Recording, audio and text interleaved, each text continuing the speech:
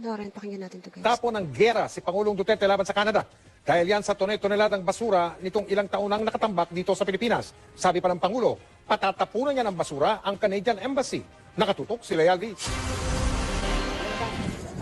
Taong 2013 hanggang 2014, nasa 103 container vans ang ipinadala ng kumpanyang Chronic Incorporated na nakabase sa Ontario, Canada sa Pilipinas sa isang Philippine consignee.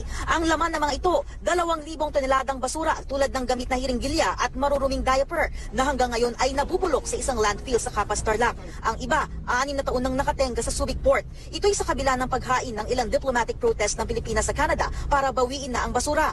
Mabigat ang banta ni Pangulong Duterte na tila napuno na. I want a boat prepared.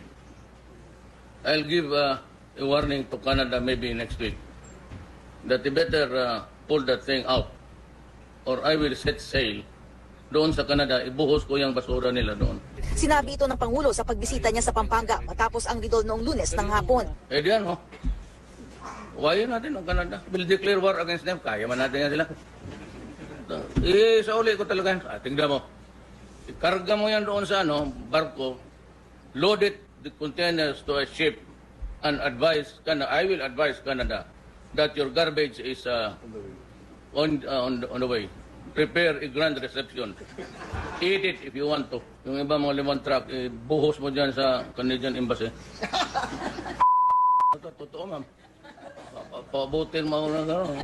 Sa isang pahayag, tiniyak ng Canadian government na handa silang resolbahin ng issue. Inaayos na raw ng isang joint technical working group para maalis na ang basurang ito. Binago na nga raw ng Canada ang guidelines nila sa mga hazardous waste shipments para di na ito maulit. Noong APEC 2015 na ginawa rito sa Pilipinas, sinabi ni Canadian Prime Minister Justin Trudeau na gusto na nilang resolbahin ang issue para mapanatili ang magandang relasyon sa Pilipinas. Pagbalik sa bansa ni Trudeau noong 2017 para sa ASEAN Summit, sinabi niyang natanggal na ang mga legal na balakid para ibalik sa Canada ang toneladang basura. Pero meron pa raw mga issue. There's still a number of questions around who will pay for it, where the financial responsibility is, where the consequences are, as this was at its origin a commercial transaction that did not involve governments. Nagbabala rin ng Pangulo sa Bureau of Customs na sisibakin sila sa pwesto kapag may nakapuslit pang basura galing sa ibang bansa. Huwag naman din natin payagan na maging tambakan ng basura yung ating bansa.